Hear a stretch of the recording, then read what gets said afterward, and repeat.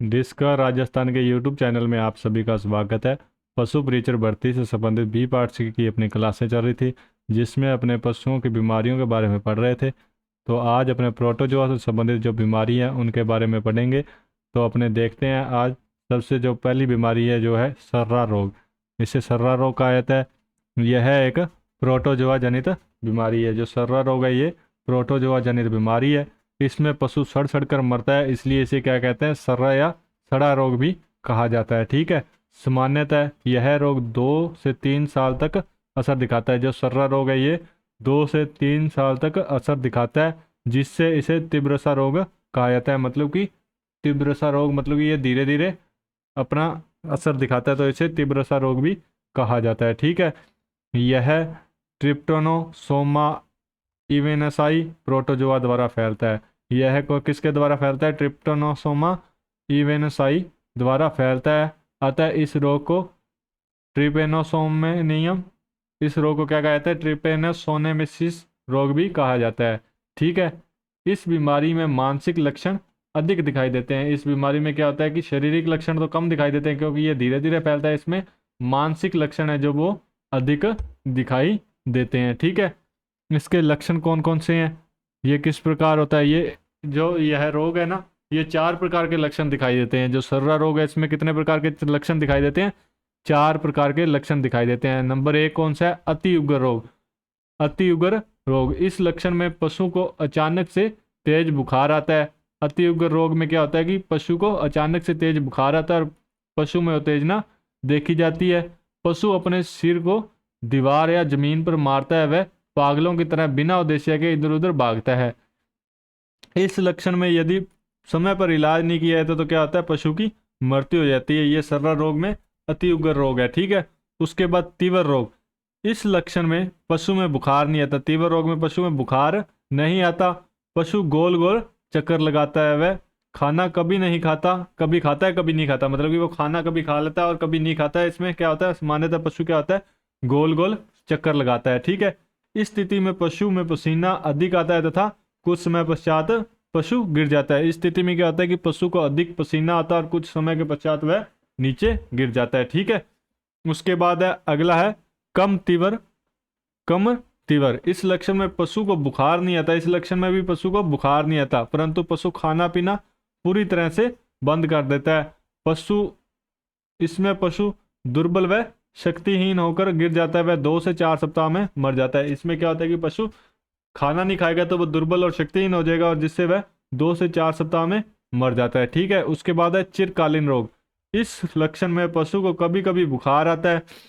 पशु को कभी कभी बुखार आता है। खाना पीना अत्यंत कम कर देता है। खाना पीना कम कर देता है।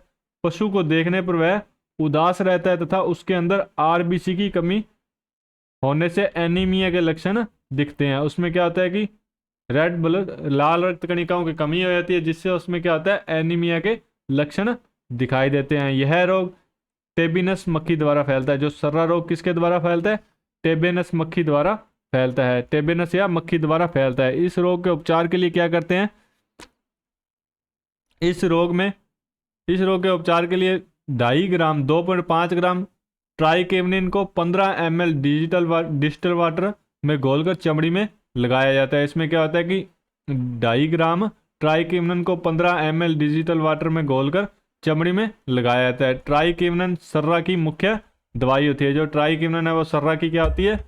मुख्य या मेन दवाई होती है। ठीक है। इसमें इंजेक्शन एंटी साल्ट प्रोसाल्ट 2.5 से 3 ग्राम 2.5 से 3 gram plus 15 ml digital water चमड़ी में इंजेक्शन लगाया जाता है। उसके बाद इंजेक्शन टोनोफॉस्फेट 10 ml plus CBG 500 ml IV या अंतःशिरा में दी जाती है। ठीक है।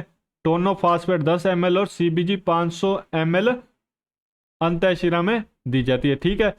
पशु को टेनोरेक्सन फोर्ट या प्रोमीन HS की 2 गोलियां सुबह शाम दी जाती है। सर्रा रोग में क्या होता है कि पशु को एनोरेक्सन फोर्ट और प्रोमीन HS की 2 गोलियां सुबह से शाम दी जाती है। ठीक है।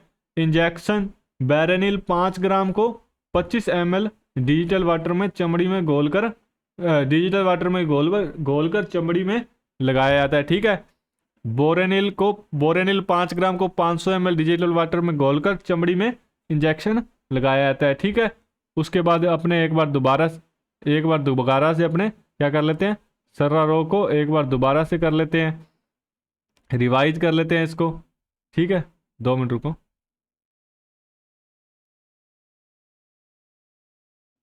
एक बार इसको दोबारा रिवाइज कर लेते हैं। ठीक है, जो सर्रा रोग है ये प्रोटोजोआ से संबंधित रोग है। ये जो सर्रा रोग है ये क्या है, प्रोटोजोआ जनित या प्रोटोजोआ से संबंधित रोग है। इसमें ट्रिपोसोमा इवानेंसी ये इसका प्रोटोजोआ है मुख्य। इसका उपनाम क्या है, ट्रिपनोसोमियासिस भी कहा जाता है। ठीक है, ये 4 प्रकार का है, पैराक्यूट, एक्यूट, सबक्यूट और ये 4 प्रकार का है। ठीक है, पैराक्यूट, एक्यूट, सबक्यूट और एक और इसका प्रकार है, 2 मिनट अभी आपको बताता हूँ लिख के, क्रोनिक। ठीक है, ये किसके द्वारा फैलता है, टैबेनस मक्खी द्वारा फैलता है। ये किसके द्वारा फैलता है, टैबेनिक मक्खी द्वारा फैलता है। पैराक्यूट होता है कि अति उग्र, उग्र, कम उग्र और चिरकालीन। ठीक है, ये 4 प्रकार होते हैं। ठीक है, इसमें ये समय के आधार पर होता है इसका वर्गीकरण।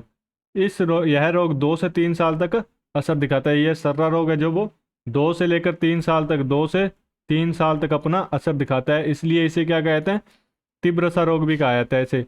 ठीक है, इसमें मानसिक लक्षण सर्वाधिक दिखाई देते हैं, शारीरिक लक्षण कम ही दिखाई देते हैं। ठीक है, ट्राइक्यूनिन जो है वो सर्रा रोग की मुख्य दवाई है।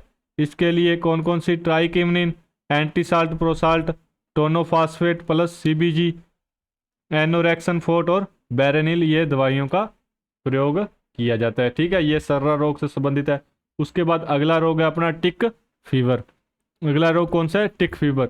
यह रोग पशुओं में होने वाला एक फीवर या बुखार है जो रक्त परजीवी बोयोफिल्स माइक्रोपल्स द्वारा फैलता है। जो रक्त परजीवी बोयोफिलस माइक्रोपल्स द्वारा फैलता है। ये किसके द्वारा फैलता है, रक्त परजीवी बोयोफिल्स माइक्रोपल्स द्वारा फैलता है। ठीक है, इस रोग में पशु को भूख नहीं लगती है। ठीक है, इस रोग में, टिक फीवर में पशु को भूख नहीं लगती और पशु का वजन क्या होता है, घट जाता है। ठीक है, इसमें पशु को भूख नहीं लगती और पशु का वजन घटता है। ठीक है, खून की कमी तथा दूध उत्पादन में भी कमी आ जाती है। इसमें क्या होता है कि खून की कमी आती है और दूध उत्पादन में भी कमी हो जाती है टिक फीवर में। ठीक है, इसके उपचार के लिए रोगी पशु को स्वस्थ पशु से दूर रखें तथा पशुशाला में कीटनाशक दवाइयों का छिड़काव करें। इसमें क्या होता है कि रोगी पशु है जो, उसको स्वस्थ पशु से दूर रखें और पशुशाला में कीटनाशक दवाइयों का छिड़काव करें। ये इसका मुख्य इलाज या बचाव होता है। ठीक है, उसके बाद है खाज या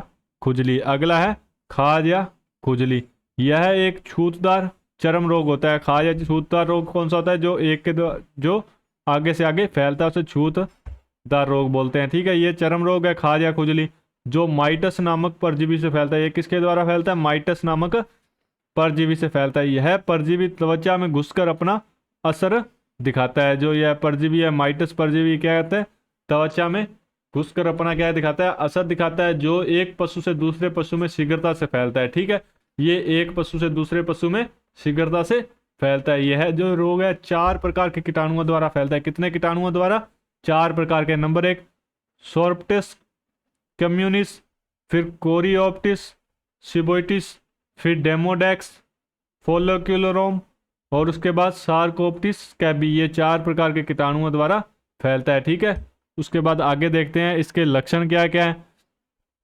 इस रोग में त्वचा का रंग लाल हो जाता है। इस रोग में क्या होता है, त्वचा का रंग लाल हो जाता है तथा पशु अपने शरीर को क्या करता है, खुजलाता है। इस रोग में त्वचा का रंग लाल हो जाता है और वो अपने शरीर को खुजलाता है। ठीक है, यह रोग पशु के चेहरे, होठ व पैरों से प्रारंभ होता है जो सिर, गर्दन तथा पुट्ठे तक पहुंचता है। यह जो रोग है, जो कौन सा रोग, ये जो अपने कर रहे हैं, ये जो रोग है खाज और खुजली का, ये क्या होता है, ये पशु के चेहरे, होठ व पैरों से प्रारंभ होता है और सिर, गर्दन व पुट्ठे तक पहुंचता है। ठीक है, यह रोग होने पर बालों का झड़ना, शरीर पर सूजन आना तथा चमड़ी पर दाने होना, ये इसके लक्षण है। ठीक है, उसके बाद अपने इसका उपचार देख लेते हैं। उपचार या बचाव। उपचार या बचाव में क्या करना है, रोगग्रस्त पशुओं के स्थान को रोगाणु रहित कर देना चाहिए। रोगाणु रहित कर देना चाहिए। ठीक है, उसमें कीटनाशक का छिड़काव करना चाहिए। उसके बाद बुटाक्स 5 ml को 1 लीटर वाटर में घोलकर त्वचा में लगाना चाहिए। बुटाक्स 5 ml को 1 लीटर वाटर में घोलकर पशु की त्वचा पर लगाएं। ठीक है। इंजेक्शन इवरमेक्टिन 1 ml पर 50 kg बॉडी वेट के अनुसार लगाना चाहिए। 50 kg बॉडी वेट पर 1 ml इवरमेक्टिन ये जो है इंजेक्शन देना चाहिए। ठीक है। उसके बाद अगला अपना है बेबियो। अगला कौन सा है? बेबीसियोसिस या टिक फीवर। अगला अपना है बेबीसियोसिस या टिक फीवर, पशुओं के पेशाब में खून का आना। कौन सा है? बेबेसियोसिस या टिक फीवर। ठीक है। ये भी प्रोटोजोआ जनित बीमारी है। ठीक है। यह बीमारी पशुओं में एक कोशिकीय जीव जिसे प्रोटोजोआ कहते हैं से होती है। ये आपको अभी बता ही दिया, प्रोटोजोआ से संबंधित बीमारी है। तो ये एक कोशिकीय जीव जिसे प्रोटोजोआ कहते हैं उससे होती है। बबेसिया प्रजाति में प्रोटोजोआ पशुओं के रक्त में चिंचड़ियों के माध्यम से प्रवेश करता है। जो चिंचड़ लगते हैं ना, उसके माध्यम से ये क्या करता है, ये पशुओं के शरीर से पशुओं के रक्त में पहुंच जाता है। ठीक है। ये रक्त की लाल रक्त कणिकाओं में जाकर अपनी संख्या बढ़ाने लगते हैं। ठीक है। ये जो प्रोटोजोआ है ये अपने उसमें पशुओं के लाल रक्त कणिकाओं में जाकर अपनी संख्या बढ़ाने लगते हैं, जिससे ये रोग हो जाता है। आज अपने प्रोटोजोआ से संबंधित रोग किए हैं। आज के लिए इतना ही। डिस्कवर राजस्थान के यूट्यूब चैनल से जुड़ने के लिए आप सभी का धन्यवाद। Thank you.